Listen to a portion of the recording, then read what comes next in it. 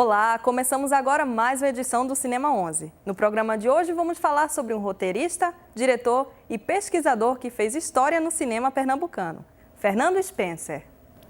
Ele é conhecido como cineasta das três bitolas, produziu em Super 8, 16 e 35mm. Mas agora o que nos interessa é a filmografia de Fernando Spencer em Super 8. No final dos anos 60 e início de 70, Fernando Spencer inicia sua carreira como cineasta. Neste período, o cinema pernambucano estava instável. Era preciso muito esforço para conseguir rodar um filme. Normalmente, não se tinha retorno financeiro e nem sucesso de público. Daí, era praticamente impossível existir uma produção regular de filmes regionais.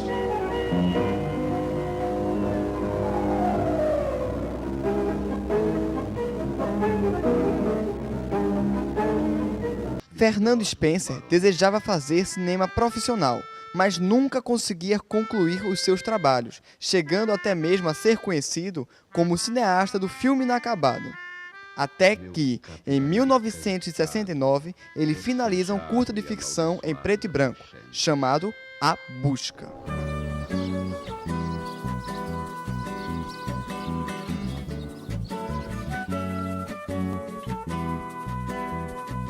Este é o primeiro filme de Spencer, mas ainda não se encaixa no movimento Super 8. O filme foi rodado em 16mm. Em 1973, uma novidade no regulamento da segunda Jornada Nordestina de Curta-Metragem de Salvador anima os cineastas pernambucanos. A partir desse ano, o festival aceitaria filmes feitos em Super 8. A câmera Super 8, uma novidade na época, era muito mais prática do que a de 16mm e a de 35mm, únicas bitolas disponíveis até então. Com isso, tem início em Pernambuco uma febre pelo cinema. Ela faz cinema, ela é a tal. Sei que ela pode ser mil, mas não existe outra igual. Mesmo sem ter uma câmera própria, Fernando Spencer roda dois filmes, Labirinto e Vendo Ouvindo. Vendo Ouvindo foi bastante aplaudido na Jornada de Salvador. Em 1974, Spencer prepara dois filmes para o Festival Brasileiro de Filme em Super 8. Ainda no mesmo ano, Spencer finaliza o documentário chamado Valente é o Galo. O filme é uma denúncia contra a violência de briga de galo, prática comum no interior do estado. A briga de galo no Brasil foi introduzida provavelmente pelos portugueses. Apesar de proibida, ainda hoje, em algumas regiões, apaixona o povo. Tem seu regulamento, suas regras próprias, que nesse particular muito se assemelham às de outras competições organizadas. Os treinamentos são rigorosos e duram meses. O preparo para o futuro campeão é rígido a partir de sua alimentação. As lutas têm duração de 2 horas e em cada 15 minutos há um intervalo para os galos serem lavados e descansarem. Rinha ou Rinheiro no Nordeste é o local da luta. Os galistas fazem apostas com o público e só os colocam na arena depois da verificação preliminar feita pelo juiz.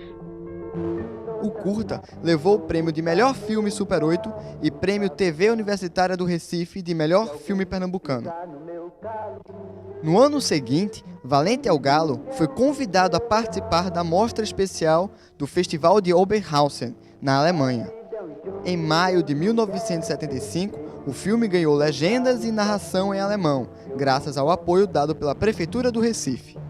Eu tô danado, vou botar meu carro pra brigar. Se alguém pisar no meu carro, quem me vinga é o meu galo. A vida é um jogo e eu não quero perder. Meu galo faz tudo que eu não posso fazer. A vida é um jogo e eu não quero perder. Meu galo faz tudo que eu não posso fazer. Assim como Spencer, vários outros cineastas filmam incansavelmente. Daí, o movimento Super 8 cresce com força total. São organizados vários debates, encontros e festivais que visam expandir e estudar os filmes que estavam sendo realizados. Em 1977, ocorreu mais uma Jornada de Salvador, que, devido ao seu crescimento, passou a ser chamada de Jornada Brasileira de Curta-Metragem.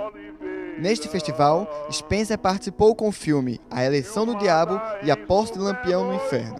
Artistas do Nordeste desta terra brasileira. A câmera de Super 8 era vantajosa graças ao baixo custo dos equipamentos. Porém, tanto os preços das câmeras quanto os das fitas começaram a aumentar, e assim a produção diminuiu. Mesmo assim, no 6º Festival Amador de Sergipe, Spencer participou com o filme de animação As Corocas se Divertem.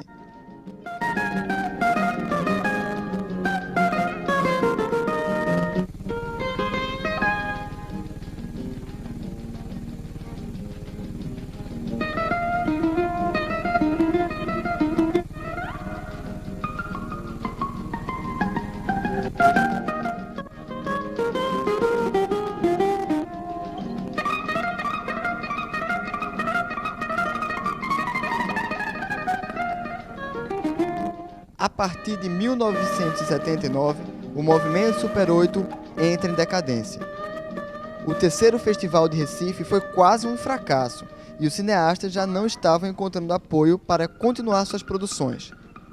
Antes do fim do ano, Spencer, juntamente com Félix Filho, foi premiado com o filme Cinema Glória, no 7º Festival de Cinema Amador de Sergipe. Porém, prêmios não eram suficientes para manter a vida profissional dos cineastas. Spencer, pouco a pouco, foi largando o Super 8 e procurando fazer filmes em 16mm e 35mm, sendo, a partir daí, conhecido como cineasta das 3 bitolas. Seus últimos 2 filmes em Super 8 foram Eróticos Corbiniano e Punhos e Punhais.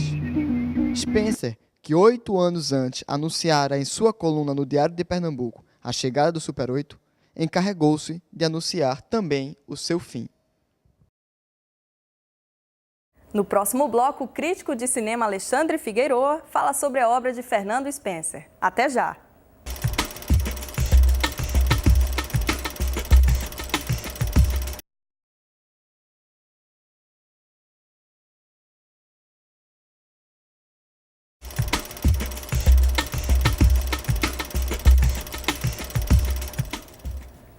Ele já passou dos 80 anos de idade, é patrimônio vivo de Pernambuco e tem uma obra cinematográfica que transita pelo documentário, ficção e animação. Ele é Fernando Spencer, diretor e roteirista comentado agora pelo crítico de cinema Alexandre Figueroa. No dia 17 de janeiro de 1927, nascia um dos grandes nomes da produção cinematográfica pernambucana, Fernando Spencer. Sua paixão por cinema começou ainda na infância, quando ganhou do pai um projetor doméstico que passava filmes de 35mm. Pouco tempo depois, Spencer teve a ideia de montar um cinema no quintal de casa, o Cine Metro. Isso aconteceu, compramos telhas, caibros, enfim, tudo necessário a uma construçãozinha, né?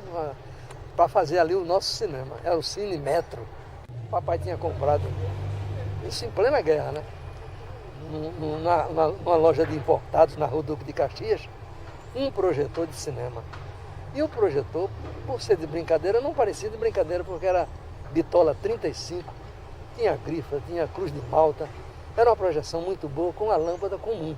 Eu conseguia, com o cinema, com o meu amigo zelador, desenhos animados, era filmes nacionais, jornais da tela e parte de um filme que a empresa Filizola reservava para todo ano passar para os funcionários dos cinemas dele.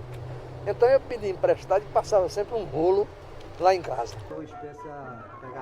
A partir dos 25 anos de idade, Spencer começou a trabalhar em diversos jornais recifenses, como o Jornal Pequeno, O Dia e o Diário de Pernambuco, onde no fim da década de 50, ele começou a escrever uma coluna de cinema. Fui logo fazendo cinema, né? Crônica de cinema. Com o tempo, entrou música popular brasileira. Aí me chamaram para eu fazer 3 vezes por semana. Depois surgiu o videocassete.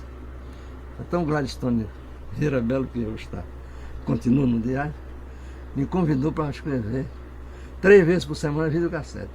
E o resultado? Eu fiquei com a página todinha, cinema, videocassete e música. Suas críticas eram curtas. Fernando Spencer comentava lançamentos da semana, entrevistava nomes do cinema e, acima de tudo, era um grande difusor das produções cinematográficas do Estado. A afirmação de um espaço para o cinema brasileiro, enquanto ninguém estava discutindo, ele discutia, ele trazia essa discussão. E também foi um grande incentivador do Super 8, né, da realização de filmes aqui, né. Tiveram outros experimentos, outras experiências, pessoas que vieram para cá fazer filmes, mas produção local nos anos 70, ele também, nos jornais, ele divulgava os festivais, acompanhava, ia para os festivais, escrevia sobre os festivais Super 8, ele informava sobre a movimentação, ele foi um dos fundadores do Grupo 8. Além de trabalhar no Diário de Pernambuco, Spencer foi produtor e realizador do programa Falando de Cinema na TV Tupi. Aqui são filmes, quando eu fiz televisão, falando de cinema na televisão, então eu utilizei muitos filmes de consulado. Por exemplo, entrevista com Visconti, entrevista com Brigitte Bardot. Todo esse pessoal do cinema daquela época, de 40 anos passados, vinha material para eu exibir no programa Falando de Cinema. Foi produtor, realizador e apresentador do programa Filmelândia, veiculado na Rádio Clube de Pernambuco e Rádio Tamandaré do Recife. A Tamandaré naquele tempo era dos associados, era Rádio Clube Tamandaré. Eu fiz 6 anos na Rádio Clube e os 5 anos eu fiz na Tamandaré, com um programa semanal chamado Filmelândia. Os 2 programas começaram a ser veiculados a partir da década de 60 e ficaram 11 anos no ar.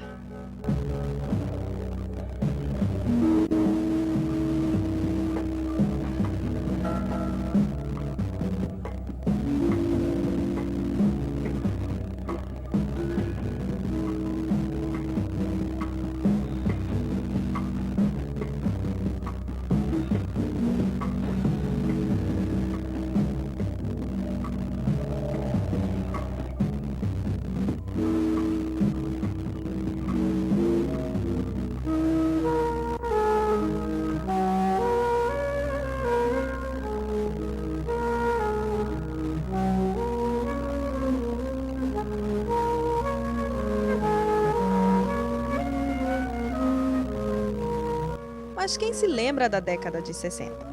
Foi justamente a época em que os bondinhos começaram a ser substituídos pelo sistema de ônibus. Foi nesse período que os carros começaram a ficar populares e os Fuscas dominaram as ruas do Recife.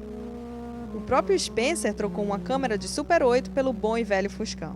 A cultura recifense começava a ganhar força.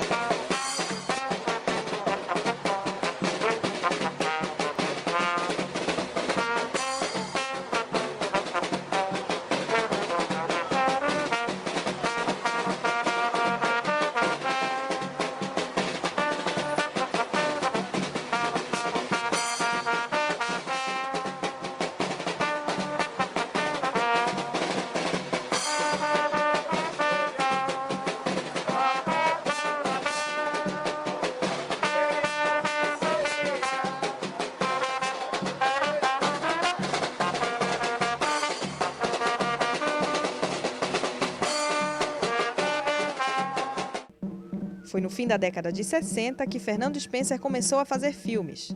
A maioria de seus trabalhos são documentários e registros da efervescente cultura popular. O carnaval, o meio rural, a religiosidade e o próprio cinema foram aspectos da cultura nordestina abordados por ele em sua produção super-oitista. Quando, no fim da década de 70, há a mudança de bitola Super 8 para 16mm, os filmes de Spencer também começaram a mudar. Ele opta por um tom mais pessoal, intimista e até mesmo nostálgico em suas produções. Capibaribe dos seres magros, gordos, aprisionados nas pontes para saciar estômagos famintos.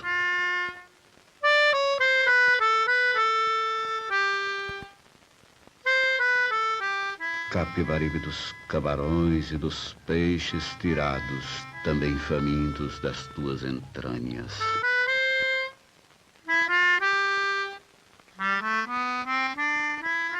Capibaribe dos passeios de botes e canoas nas tardes de estações perdidas no tempo. E que tal um final de semana no escurinho do cinema? Acompanhe o nosso roteiro de estreias. Hoje estreia no Cinema da Fundação o filme de animação O Gato do Rapino. A história se passa nos anos 20 e traz como personagem um gato que engole um papagaio e começa a falar pelos cotovelos. Você pode assistir a esse filme às 8h30 da noite. Daqui a pouco, a história do futuro. Você vai conhecer uma jovem diretora de fotografia do cinema pernambucano. Até já!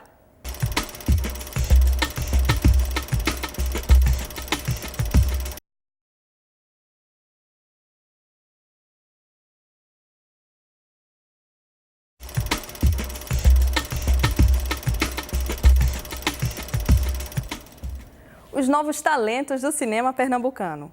Hoje você vai conhecer o trabalho de Aniela Rocha, uma jornalista que decidiu dedicar-se também à direção de fotografia.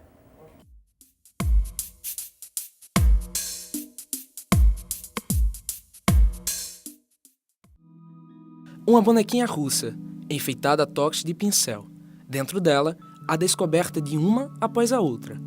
Cada pedaço partido tem sua história, mas é a costura do todo que amarra o sentido.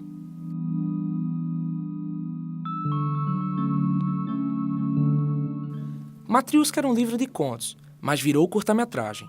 A produção é inspirada na obra do escritor cearense Sidney Rocha, pai de Aniela Rocha, de 22 anos. O envolvimento afetivo e o trabalho de assistente de direção confirmaram a vocação de Aniela, o cinema. Nele, a área em que a estudante vem atuando e investindo é a fotografia. Aniela cultiva um verdadeiro fascínio pelas imagens, que se revela desde os tempos de criança. Um dos presentes que eu mais gostei de ganhar foi uma câmera fotográfica, quando eu tinha 9 anos. E sempre foi esse meu interesse, assim, de fotografia. Eu sempre me interessei das imagens, nas imagens que apareciam nos filmes, em como essas imagens apareciam, o que era valorizado. Foi como estagiária na produção de um curta, em 2008, que Aniela começou a trabalhar com cinema. Desde então, já participou de 15 filmes. Experimentou de tudo um pouco: produção, roteirização, montagem e, claro, fotografia. Ela sabe que a área é uma das mais difíceis, mesmo assim, não desanima. Porque eu sou teimosa. Eu gosto de, assim, eu tô o tempo todo em criatividade, eu me sinto o tempo todo em criatividade, assim, eu me sinto o tempo todo criando alguma coisa. Eu escrevo, eu tiro foto, eu penso muito em imagens, assim, os roteiros para mim começam por imagens, começam por cenas. Eu não penso o começo e o fim, eu penso as imagens que vão aparecer ali. Então eu tenho muita vontade de mostrar as coisas que existem na minha cabeça, assim, de expressar isso, de passar isso de alguma forma. Aniela vê na fotografia de cinema um campo desafiador. Selecionar planos, enquadrar, medir luz e movimentos são a tarefa para quem tem um olhar apurado. Como você vai mostrar aquela pessoa, vai informar alguma coisa sobre aquela pessoa. Como você vai mostrar aquele cenário, vai informar alguma coisa, assim. E também no sentido de saber valorizar tanto a atuação, quanto o que o diretor quer dali, quanto o que a arte fez ali. De você saber isso mesmo, assim, que a imagem é a informação.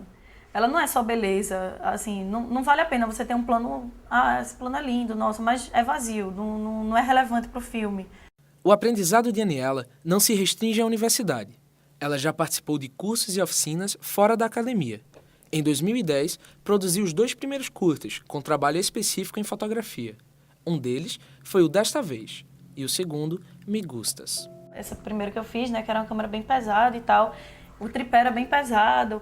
E aí eu fazia tudo isso, assim, às vezes até sozinha, de ficar montando, desmontando e levando, não sei o quê. Mas era uma coisa que me deixava muito satisfeita, assim, saber que todo aquele trabalho, todo aquele esforço ia resultar numa coisa que eu estava fazendo e que as pessoas iam ver.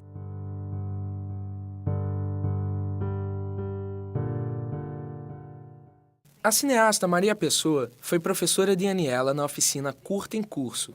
Nesse contato, observou nela uma qualidade indispensável para um bom fotógrafo. Eu acho que a principal arma do fotógrafo é o olhar. É a forma como ele percebe as coisas. Então, assim, a fotografia, ela tem uma coisa engraçada. A gente quer transmitir ou quer transpor para imagens aquilo que a gente vê como realidade, como natureza. Não é só ter a boa luz, não é só ter o bom movimento de câmera, mas é ele contribuir para aquele espírito do personagem.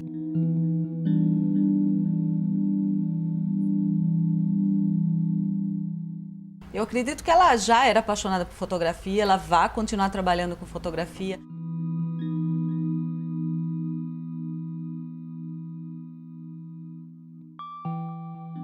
uma das primeiras aulas que a gente teve, que foi uma disciplina eletiva de oficina de montagem, de Alice Gouveia. E ela falou muito dessa questão, assim, de tudo já foi feito no cinema, assim. Por que alguém está fazendo cinema? E ela começou a perguntar a alguns alunos. E ela disse, aí ela perguntou para mim, Aniela, tudo já foi feito, por que você quer fazer? Porque eu não fiz ainda. O que eu tenho a oferecer são as minhas ideias, são as minhas crises, são as minhas alegrias, são tudo que passa pela minha cabeça, sabe?